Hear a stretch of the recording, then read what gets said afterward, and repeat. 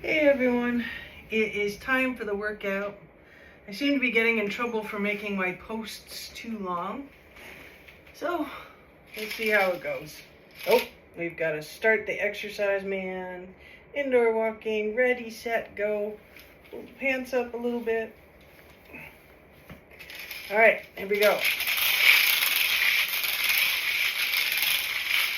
So yesterday we talked a bit about grief and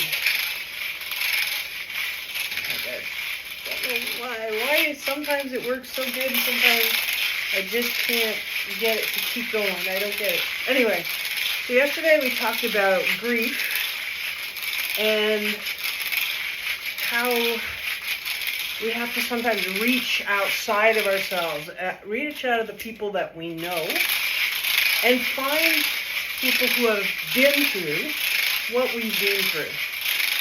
By doing that, we're able to find people who can connect more emotionally with what we're going through. They've walked the steps that we're taking. For example, when I made it back to Canada after I got sick, I had to make a very, very important and life-changing decision. I knew that if I kept drinking, that I would be dead in a short period of time. My liver was going downhill. It's still not great, but it's fatty liver. It's not alcoholic liver, but still. I also had issues with the fact that I knew I had a problem. I had kept relocating myself to try to find a solution to the problem that was me.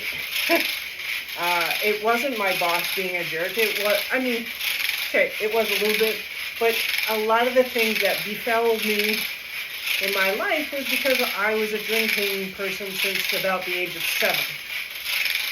I was predisposed to alcoholism. It runs genetically in my biological family. I didn't know that until I was about in my early mid-30s. No, in my 40s, I guess.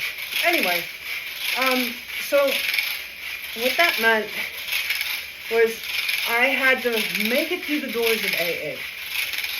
And in those doors, I found people who could love me at the spot that I was. Until I could learn, I was told on my first day that they would love me until I could learn how to love myself. And that was a really important saying for me to hear. Because when I first got sick, I could barely speak more than 2 to 4 words at a time. I sounded like I was drunk all the time, even though I wasn't. And so it was very frustrating for me to be surrounded by some other people in my life who were saying, "Oh, you're not a drunk. You're not an alcoholic. You don't have a drinking problem." When I absolutely did. And I knew I did. So when you're hearing, "Oh, you're just making this up, you just want to get attention," or whatever, that was hard. So whether I was, I was sick with my illness, with my unknown illness at that point, but I was also battling that second life-threatening illness. And for me, it was really important to surround myself with people who understood me.